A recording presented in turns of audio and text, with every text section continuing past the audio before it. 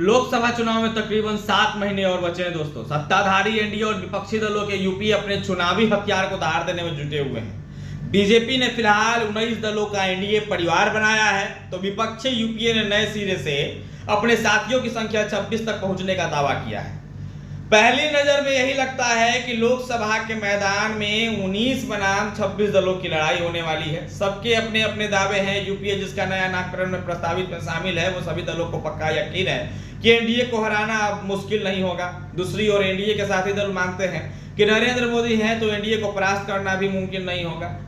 युद्ध का मैदान सजने लगा है, दोनों ही ओर से तलवारें तन गई है। चुनावी सकरात का इंतजार है, पर आश्चर्य है कि जिसे सत्ता पर बिठाने या उतारने का अधिकार है, वही जनता तमाशाबीन बनी हुई है। आसन लोकसभा चुनाव के लिए विपक्षी एकता की बात सबसे पहले बिहार से निकली थी, जब नीतीश कुमार की पार्टी जेडीयू ने बीजेपी से वर्षों पुराना रिश्ते झटके में तोड़ लिया था।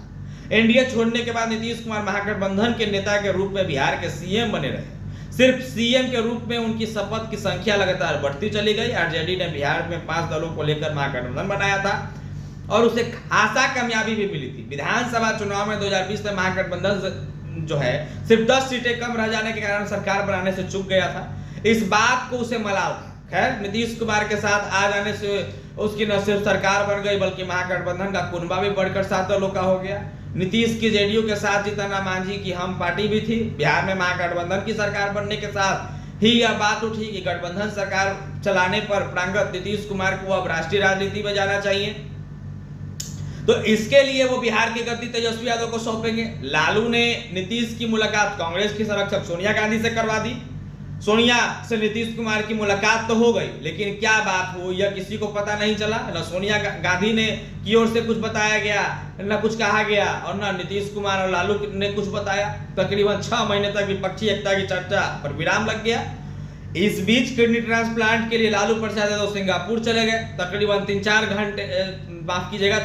महीने बाद वो स्वदेश लौटे तो बिहार एक बार फिर विपक्षी एकता चर्चा में आई। भाकपा माले के सम्मेलन में शामिल होने आए कांग्रेस के सीनियर लीडर सलमान खुर्शीद ने खुले मन से नीतीश को आग्रह किया कि वो विपक्षी एकता की दिशा में आगे बढ़ने के लिए अपनी पार्टी शीर्ष नेतृत्व से बात करें। यही बात उन्होंने महागठबंधन के पूर्णिया की हुई रैली में भी कही। उन्होंने यह भी जोड़ा कि जल्दी पहल शुरू नहीं हुई तो नुकसान हो सकता है। फिर कुछ दिनों तक चुप्पी लोग तमाम लोग साथे रहे। अचानक कांग्रेस के राष्ट्रीय अध्यक्ष मल्लिकार्जुन खड़गे का फोन नीतीश को आया और उन्हें बातचीत के लिए दिल्ली तलब किया गया। नीतीश दिल्ली गए। खड़गे के आवास पर उनकी मुलाकात राहुल और खड़गे से बातचीत भी हुई, मुलाकात भी हुई। दोनों नेताओं ने विपक्षी एकता की पहल के लिए नीतीश को अधिकृत किया। उसके बाद नीतीश ने तेजी से दिखाई आनंद फानंद में वो दिल्ली में मौजूद विपक्षी नेताओं से मिले। अरविंद केजरीवाल और सीएम जो है सीपीएम के नेता सीताराम येचुरी उनके प्रमुख रहे। वहां से लौटने के बाद नीतीश कुमार, ममता बनर्जी, अखिलेश यादव, शरद पवार, उद्धव ठाकरे, नवीन पटनायक और हेमंत सोरेन के घर घर जाकर मुलाकात किए। हालांकि नवीन पटनायक ने पहले ही मुलाकात में ऐसी किसी गठबंधन में शामिल होने से साफ मना उन्होंने कर दिया। ममता बनर्जी ने नीतीश कुमार को सलाह दी कि वो विपक्षी एकता के पक्षधर हैं, पर विपक्षी दलों की पहली बैठक पटना में होनी चाहिए।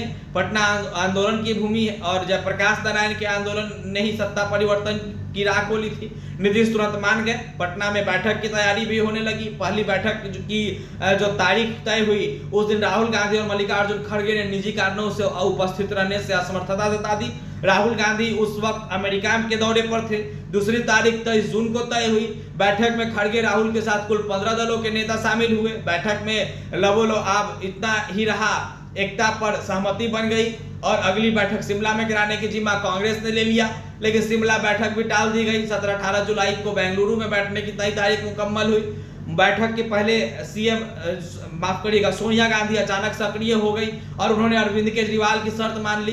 केजरीवाल की शर्त थी कि दिल्ली सरकार के खिलाफ केंद्र सरकार के सेवा अध्यादेश के विरोध पर सहमति का आश्वासन कांग्रेस दे। कांग्रेस अंत तक आनाकानी करती रही, लेकिन 36 घंटे पहले सोनिया गांधी ने केजरीवाल को अपने आवास पर बुलाया और उन्हें अध्यादेश पर कांग्रेस के समर्थन के फैसले से अवगत करा दिया। इतना ही नहीं, सोनिया की पहल पर विपक्षी एकता में शामिल होने वाले की संख्या भी बढ़कर उन्होंने 26 तक पहुंचा दी। इधर एनडीए ने अभी 18 जुलाई को सहयोगी दलों की बैठक बुलाने की घोषणा कर दी। एनडीए ने 19 दलों का न्योता भी भेज दिया। विपक्षी दल में 17-18 को बेंगलुरु की बैठक में बीजेपी को भगाने की रणनीति बनाएंगे। तो एनडीए विपक्षी एकता की हवा निकालने 18 जुलाई को मंथन करेगा कि कैसे हवा निकाला जाए। खैर, देखने वाली बात होगी क्या कुछ होगा। NBC 24 पर लगातार अपडेट देते रहेंगे। अंत तक बने रहने के लिए आप तमाम दर्शकों का बहुत बहुत शुक्रिया।